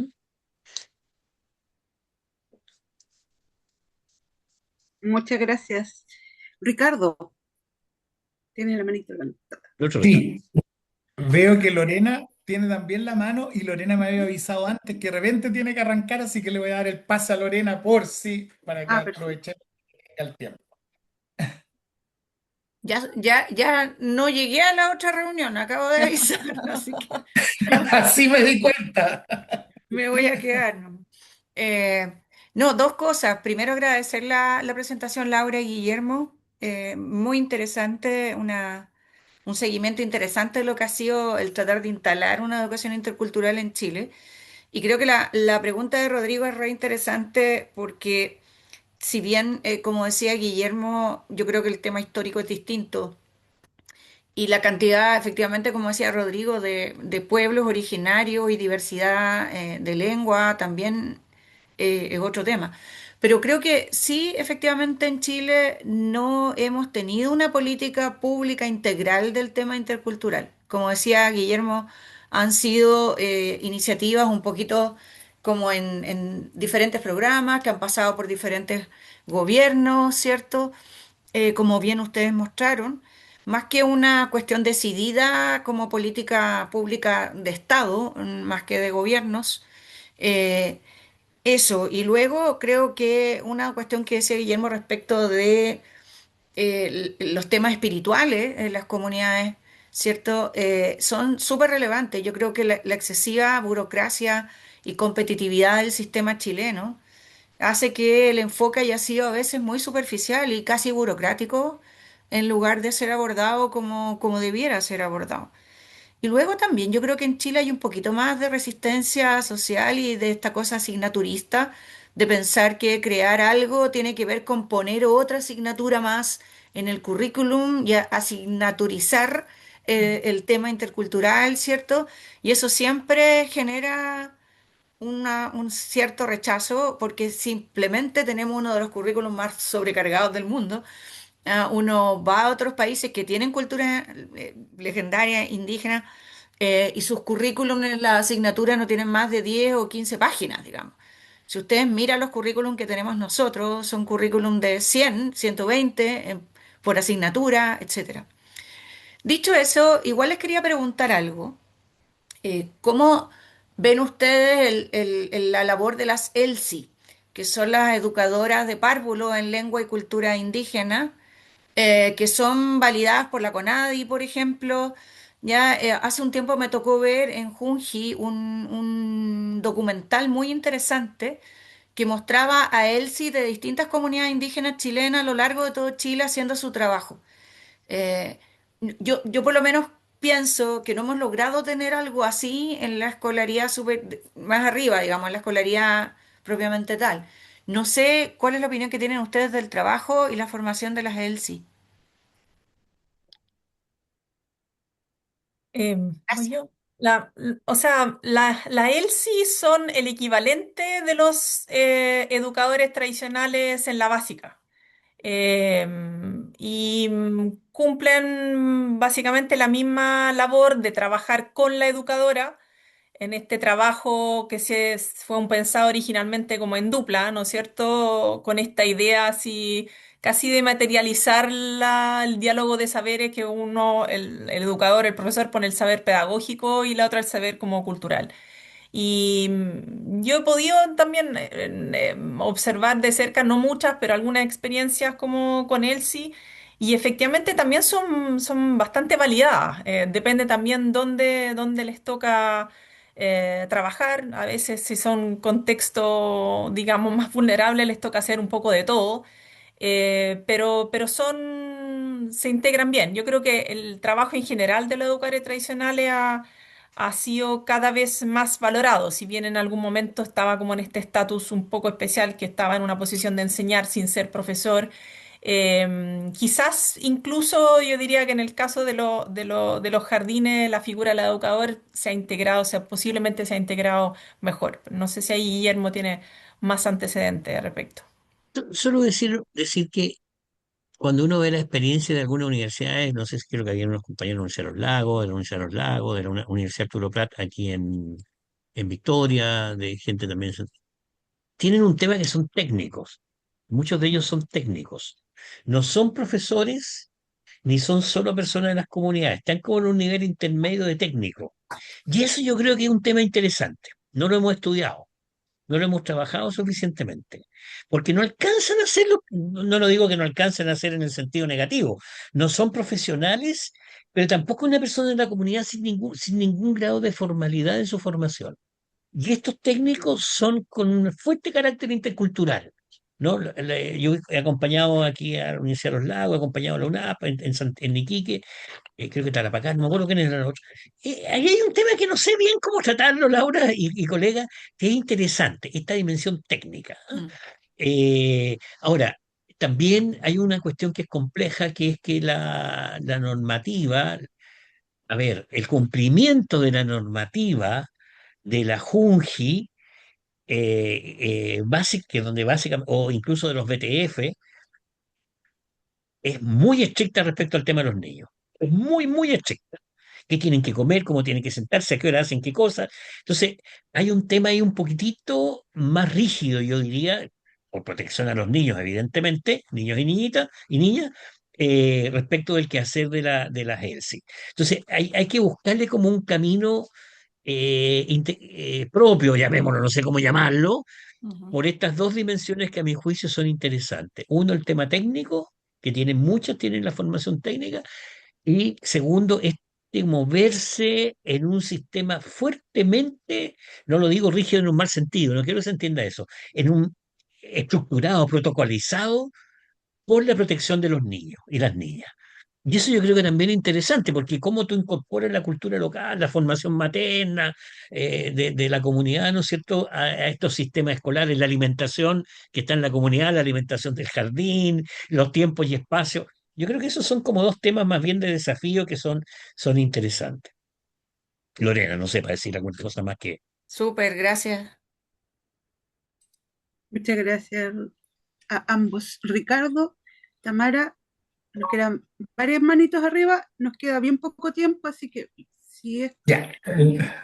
No, rapidito. yo, bueno, ya di mis agradecimientos en el preámbulo y se corroboran y los reitero, así que no fue en vano. Mire, dos cosas que me gustaría dejar planteado. Una, y ambas fueron enfatizadas de manera complementaria por Laura y por Guillermo. Eh, Laura, tú enfatizaste al comienzo la perspectiva relacional, ¿no es cierto? Y eso me parece tremendamente importante y me gustaría que me comentaran un poco justamente en algo que es lo que relaciona mis dos preguntas, que es la desdisciplinarización de la educación, que no sea una disciplina educativa.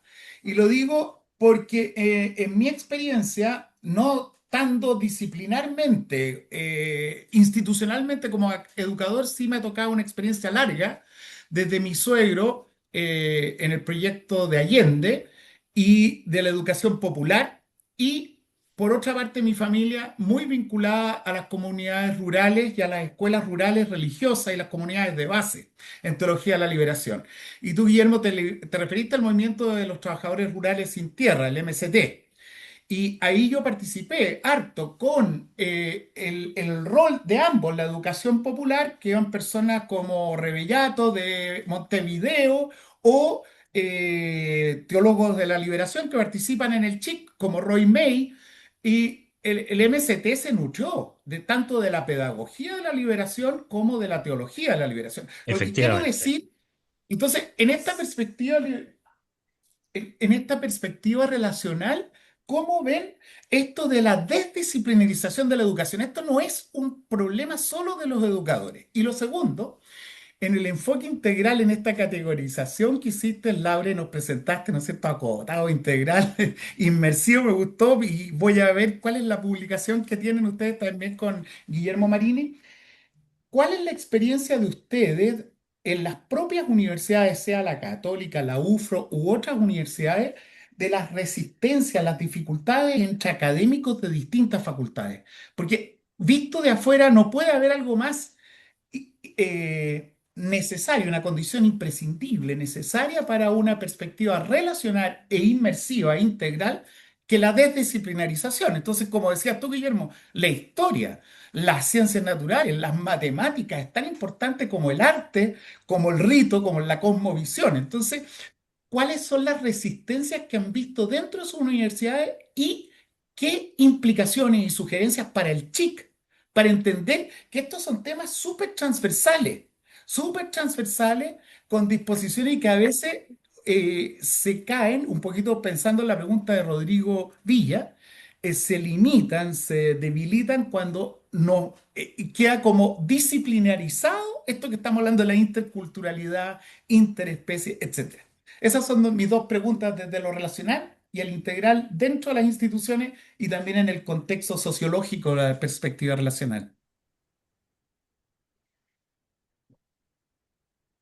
Muchas gracias, Ricardo. Yo creo que la primera pregunta es para ti, Guillermo, de todas maneras. La Bueno, educación iba a hacer una, popular tiene que ser tuya. sí, iba a hacer una reflexión sobre eso porque efectivamente yo creo que el tema de en América Latina, nosotros no podemos entender América Latina si no entendemos de alguna forma en la interculturalidad de estos encuentros espirituales, ¿no? Que en lo más profundo, más allá de nuestras descripciones religiosas. Yo creo que, como decía Ricardo, el tema de la teología de la liberación ha marcado un porcentaje, pero también lo podemos ver en otros ámbitos, ¿no? Yo, igual que tú, fui justamente por esos dos mismos dos temas, educación popular y teología de la liberación, tuve Monumentos sin Tierra, pero nosotros también podemos ver a Mariátegui en la línea del marxismo, ¿no es cierto?, que recoge un socialismo que viene instalado desde los pueblos indígenas, ¿no?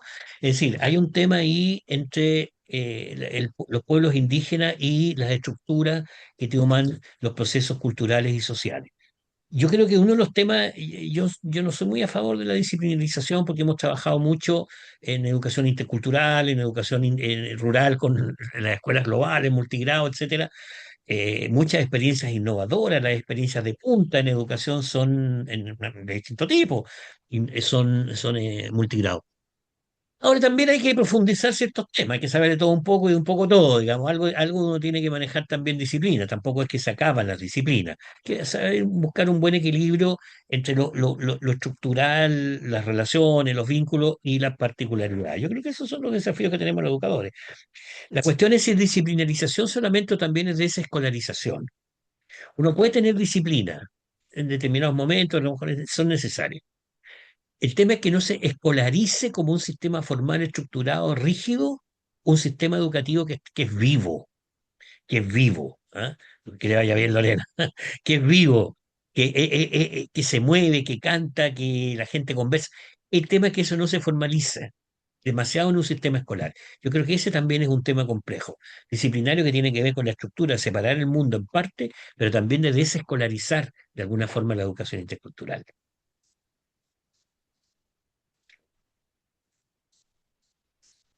Sí, cortito, Em, Laura. Gracias, Guillermo. Dale, sí, yo me distraje un minuto.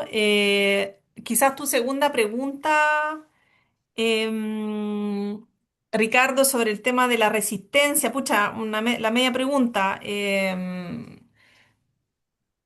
En mi experiencia como Campus Villarrica es bien especial. Tú sabes, la Universidad Católica se creó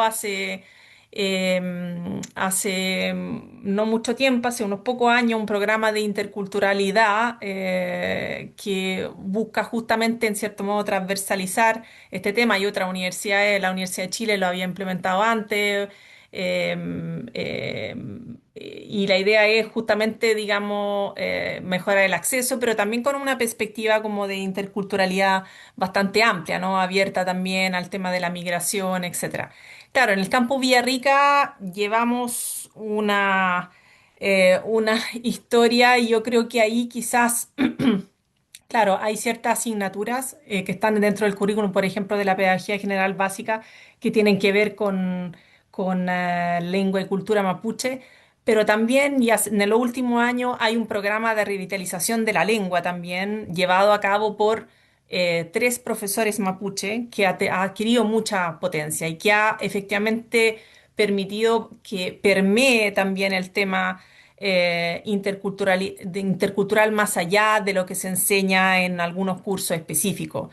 Y no sé, yo tengo muy fresca la experiencia muy reciente del Huetripantu, que lo celebramos la semana pasada, que fue una experiencia muy potente y muy espiritual. Entonces ahí un poco me conecto con lo que planteaba Guillermo también, cómo se vive, cómo se experiencia, se vivencia en realidad la interculturalidad y esa cercanía, ¿no es cierto?, con una conmovisión. Estuvimos media hora en un yeyipún, en un saludo frente al Mayalafquén, en ese lugar donde hicimos el taller, Ricardo, que tú estuviste ahí al lado de la universidad.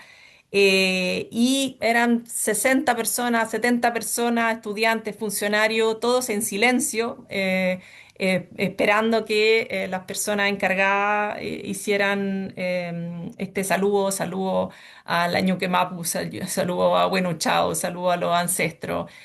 Fue muy potente y fue una mañana completa en que básicamente todos los académicos dejamos nuestros quehaceres y hubo una serie de actividades distintas, muy intenso, fue algo bien inmersivo. Entonces, claro, yo creo que esas son experiencias que efectivamente te permiten conectar, te permiten conectar con esa particularidad cultural, conectarte con otros, ¿no es cierto?, en esa y con un carácter evidentemente espiritual bien fuerte.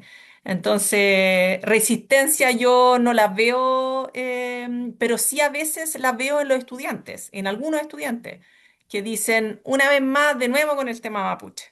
Pero habiendo tanta diversidad cultural, por ejemplo, con los migrantes, como que parece casi más fancy mirar a los migrantes, nuevamente con el tema mapuche, sobre todo la gente originaria quizás de la Araucanía, estudiantes que en el fondo están medios cansados, ¿no? Como de este espacio especial que se le da siempre como a la cultura mapuche. A ver, eso ahí lo he visto, digamos, no de parte de los académicos. Eso es lo que te puedo compartir como experiencia.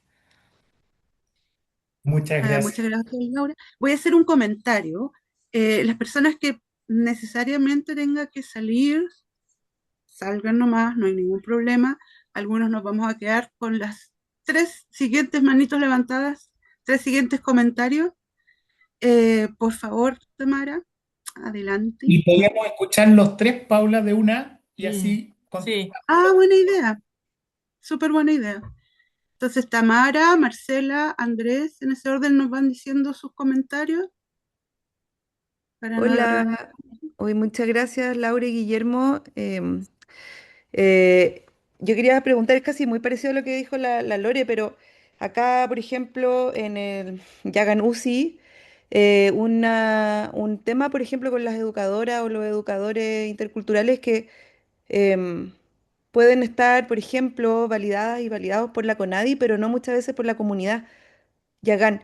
Entonces, en ese sentido, ¿qué opinan ustedes, digamos? Porque una cosa es la validación institucional y la otra es la validación desde la comunidad y sobre todo en un pueblo como el Yagán que está en un proceso de recuperación, de revitalización y también de encontrar nuevas identidades, que es justamente lo que a mí me ha tocado hablar con personas, amigas de acá, que muchas veces se enseña lo antiguo, pero no lo vivo actual, y se representa como si fuese un pueblo que no existe, pero hay una historia nueva que se está co-construyendo, entonces ahí a mí me surge esa duda, porque lo he vivido igual como apoderada, como mamá en el jardín y en la escuela, de que no necesariamente las personas que están en ese rol han sido validadas por la comunidad o el pueblo. Eso nomás. Marce, Marce, ¿estás A todavía? todos me van a perdonar, estoy sin cámara, así que soy una mancha negra en la pantalla. Em, Pero brilla na- mi, igual. mi consulta va específicamente a algo que Laura esbozó recién en una respuesta a la otra pregunta. Es como, ¿cómo lo toman los estudiantes? Este nuevo curso, esta nueva asignatura, em, en particular los más pequeños, digamos, como si en realidad lo logran incorporar como algo habitual en ellos, o efectivamente esto de tener un ramo extra termina siendo un cacho y yo salgo de la sala y me olvido absolutamente y no lo logro incorporar en lo que me voy a desarrollar ya después como adulto, digamos, porque las bases de lo que nosotros hacemos la tomamos, digamos, en la época escolar. Eso, pero desde la visión de los niños en realidad. Perdón, tu pregunta, Marcela, entonces sería ¿cuál? ¿Sobre la resistencia de los estudiantes? No, Claro, no, no sé. si existe efectivamente, o si en realidad cuando son más pequeños lo toman de una manera mucho más, Mm, o maravillados, no sé. No, porque ya esbozaste que en etapas sí, más universitarias hay resistencia, po. sí, sí, sí, Pero no perfecto. sé si eso se repite como en el contexto escolar de niños. Gracias, Marce. ¿Y Andrés? Sí, bueno, felicitar a ambos, Guillermo y Laura, por su excelente trabajo en desarrollo, porque en realidad hay mucho que trabajar.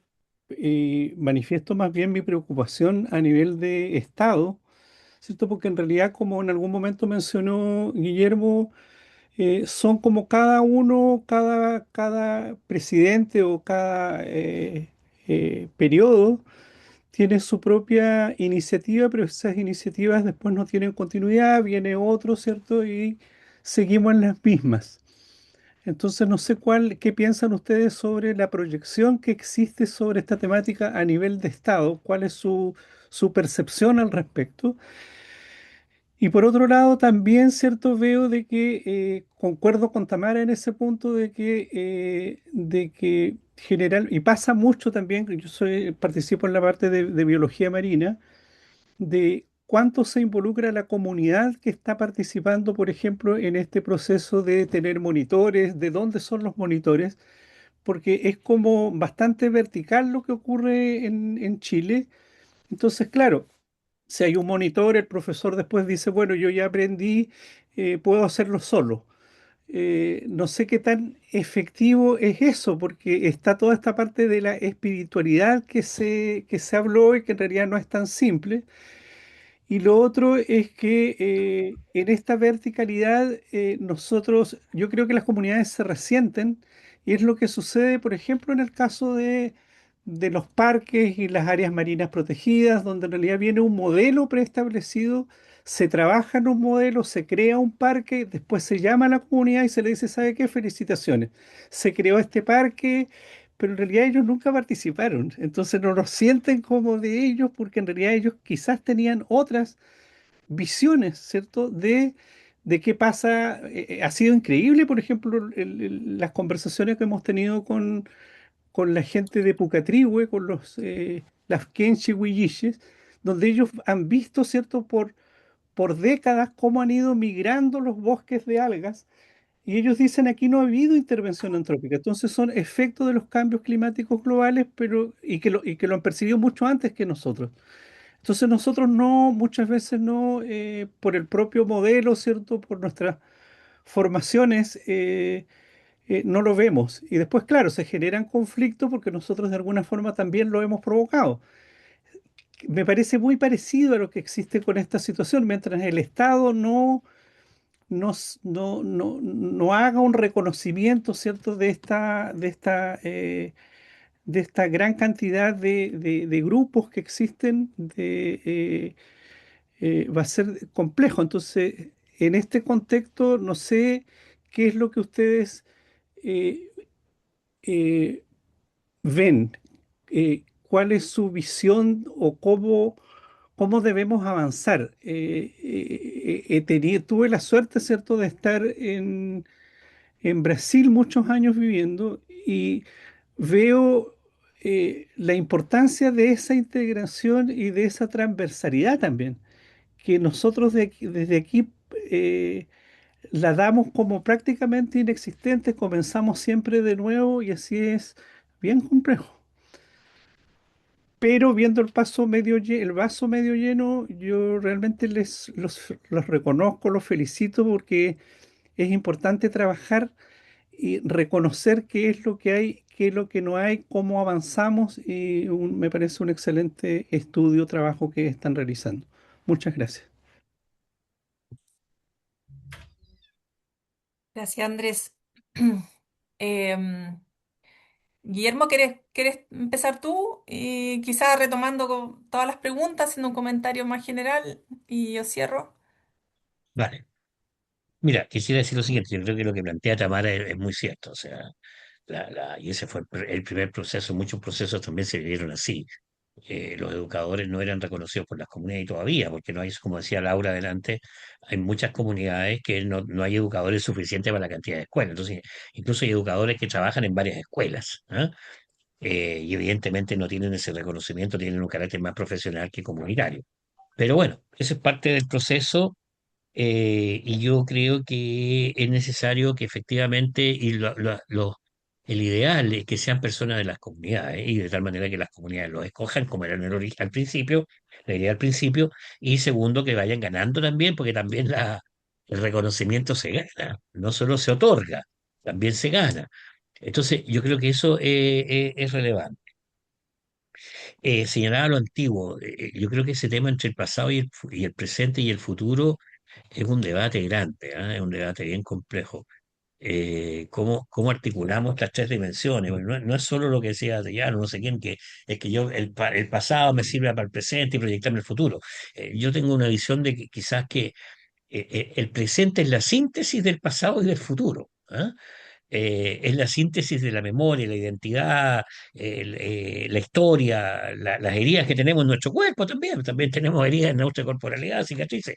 Y las utopías, los sueños, las esperanzas que tenemos hacia adelante. Entonces, el presente, la vida presente, a veces la vemos en una relación pasado, presente y futuro, pero en realidad yo creo que eso no existe. Lo que nosotros tenemos una existencia hoy, aquí y ahora. Y muchos pueblos tienen esa visión. Hay pueblos que no tienen estas nociones de pasado y futuro.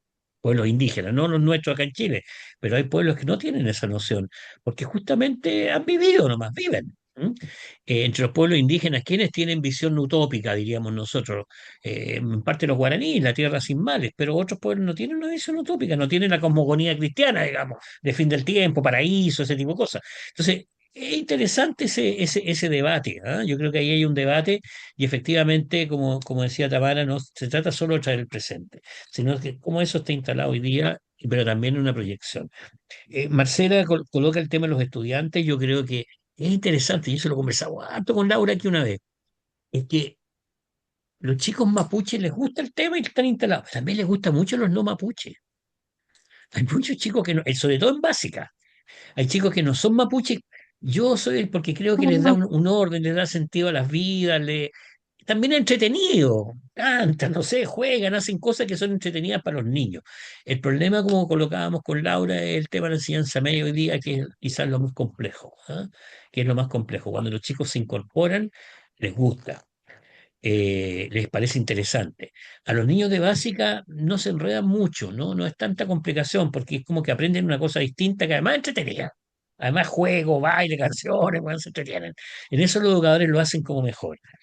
Yo diría eso, los problemas son los papás, porque en un sistema competitivo, lo que yo decía adelante, tenemos 4 horas de Mapudungún y podría darle 4 de matemáticas, y yo quiero que mi hijo en 20, claro, el costo-beneficio, digamos, económico, financiero, una economía de mercado, estas 4 horas de Mapudungún no tienen el valor económico de las otras. Finalmente, lo que plantea Andrés, y un gusto Andrés con lo más, que hemos estado varias veces ahí, yo creo que hay que ver el tema del Estado. Todos hablamos de las políticas de Estado, lo vemos todos los días, nuestras políticas de Estado, políticas. Yo no creo mucho en las políticas del Estado, para ser honesto, habiendo estado en el Estado mucho tiempo. Lo que en realidad uno tiene es ahí una visión de mundo, de una sociedad política que constituye un proyecto político. ¿Ah? Y que tú tratas de convocar y de conciliar el máximo de personas posible en torno a tus ideas. Pero es una política, es política. Y yo creo que cuando tú decías cómo, Andrés decía, ¿cómo se mantiene? Yo creo que tiene que mantenerse en la política pública. Yo creo que movimientos que no se, y aquí hay una opinión personal, esto sí que es personal. En la medida en que nosotros establecemos una movilización social que no se convierte en política pública, te queda como en un espacio ideológico, en un espacio de creencia, en un espacio subjetivo. Pero la política pública es la que determina la posibilidad. Cuando teníamos 3.000, 4.000 becas y pensamos que tienen que estar los pueblos indígenas presentes en las universidades, tenemos que subir a 40.000 becas, a 20.000, 30.000 becas. Y eso significa que tengo que ir a Hacienda a asegurar que me pasen la plata para las 40.000 becas. Y tengo que tener al ministro que diga, ya, compadre, ya. ¿Ah? No basta con que la gente presione, se necesita tener una cierta estructura. Yo creo que eso es un tema bien interesante. Y finalmente, esta política pública también, y aquí quería hacer una señal. Hoy día nosotros tenemos el debate con la ley Lafkenche, tenemos el debate con la ley de pesca, tenemos los debates con la salmonera, tenemos el debate con todo lo que son las leyes que protegen, ¿no es cierto?, el que tú hablabas, Andrés, o no sé quién, el tema oceánico, el tema de los mares. Yo creo que esos son temas que tampoco los podemos dejar fuera, no quedan fuera del debate de la educación. En la medida que esos temas se resuelvan, se discutan, se analicen, se funcionen, van a tener la posibilidad de que la educación entre a jugar un papel relevante en un proyecto de desarrollo de los territorios mayor. Cuando yo entro al debate, ¿no es cierto?, entre pescadores y pueblos indígenas por el tema de las parcelas en la ley Lafkenche, y que se encuentran y que se enfrentan al interior, o que tienen que los pescadores estarle pidiendo permiso, ¿no es cierto?, y pagando a veces un impuesto, una tasa a las comunidades indígenas para poder pescar donde pescaron hace 500 años, pero también los indígenas dicen, nosotros estamos antes de 500 años, en esos temas, de una u otra manera, también la comunidad, las escuelas tienen que ayudar a una mejor comprensión para que se puedan resolver en el tiempo. No es solo el tema de la ley, que también es, pero hay que debatirlo porque esos temas también van para la escuela. Y con esto cierro, Laura. Alguien decía, si tú trabajas en una pescadería, aunque no comas pescado, vas a quedar pesado para el pescado. Si tú trabajas en una perfumería, aunque no te echen perfume, ¿ah? Vas a quedar pasado a perfume. El ambiente de alguna manera también te marca. Entonces también la educación tiene que estar vinculada a estas otras luchas sociales, a estas otras luchas indígenas por tierra, por agua, por la naturaleza, por los espacios de desarrollo, etcétera. Eso quería decirle y agradecerles a cada una y Laura particularmente a ti por la invitación. ¿Eh? Gracias, Guillermo. Pucha, estamos muy, muy pasada la hora, así que solo un comentario final. No, no sé si es tan necesario en realidad, Guillermo. Ya lo dijo todo, pero solo respecto a lo que decía Tamara, efectivamente los educadores tradicionales por ley deberían estar validados por una asociación o una organización indígena. Eso debería, es un requisito. Solo que la ley no se cumple porque efectivamente no se dan las condiciones, porque muchas veces pasa que la escuela quiere poner una persona, pero que como tú dices, esa misma persona quizás no está validada y la comunidad no se pone de acuerdo. Entonces, difícil como reunir todos esos requisitos. Entonces, puede que eso efectivamente esté pasando en la comunidad Yagán. Bueno, sobre el tema de la resistencia de los niños, ahí ya Guillermo dijo todo, planteó el tema de la enseñanza media. Y un poco para contestar a Andrés, quizás ponerle dos notas así como de esperanza, digamos, con este gobierno. No sé si hay mucha esperanza que se avance mucho en este ámbito. Pero sí yo confío un poco en las capacidades que ya están instaladas en ciertos colectivos, en la formación también de muchos intelectuales, profesores indígenas que quizás efectivamente se han formado, se han beneficiado de becas. Y hoy día son personas muy pensantes y son, digamos, intelectuales y activistas en cierto modo, ¿no? Como los que están llevando a cabo, por ejemplo, este movimiento un poquito de educación propia o de educación mapuche. Y también quizás, digamos, dentro de lo malo, pero este tema como de devolver la posibilidad a las familias de elegir, que lo está poniendo como el gobierno, ¿no? Como un cambio a la ley de inclusión, que en realidad es bien negativo si lo pensamos desde una perspectiva, pero quizás abre también una ventanita para una mayor liberalización de proyectos educativos, ¿no? Entonces, y ahí también quizás se puede dar la posibilidad de proyectos educativos más interculturales o más mapuche o indígena, que puede ser interesante. Lo dejo hasta ahí y quiero realmente agradecerle la paciencia por haber estado hasta esta hora, la participación, las preguntas, ha sido muy enriquecedor para nosotros. Así que muchísimas, muchísimas gracias. Gracias a ustedes, Laura y Guillermo. Interesantísima presentación con una buena convocatoria, así que el- la discusión final se enriquece mucho cuando Ujú. sí vienen muchas personas, así que se agradecería que sigan participando en nuestro seminario. Y dejo para finalizar a Ricardo con unas palabras finales. No, No, dos cosas. Uno, agradecer nuevamente. bien. Y dos, ahora bajando una de las preguntas que estuvo ahí No, sobre la institucionalidad de esto. En el CHIC necesitamos esto, Laura y Guillermo.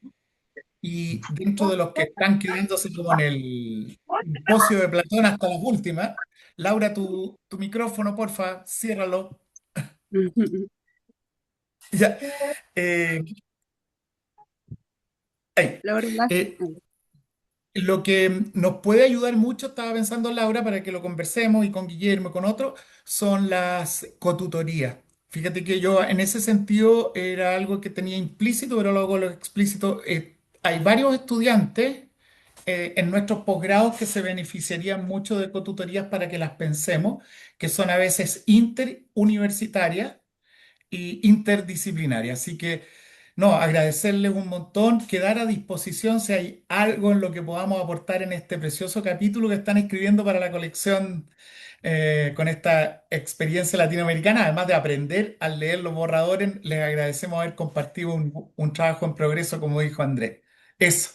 Pero Gracias a dejarles la ustedes por solicitud, el aporte. la, y todas las constituirías, Laura. Sí, te Súper, escuchamos, Laura. buenísimo. No, eso nomás. Gracias a ustedes. Y sí, ahí Bueno, lo conversamos, Ricardo, de todas Chao, maneras. gracias. Nos Abrazo. despedimos entonces. Muchas Muchas gracias gracias. a todos Que y estén muy todos. bien. Hasta el próximo Que les jueves. vaya Hasta bien. pronto. Muchas hasta el gracias. próximo. Gracias, Laura, por la Chao. invitación. Chao, Ricardo, a todos. Gracias, chao.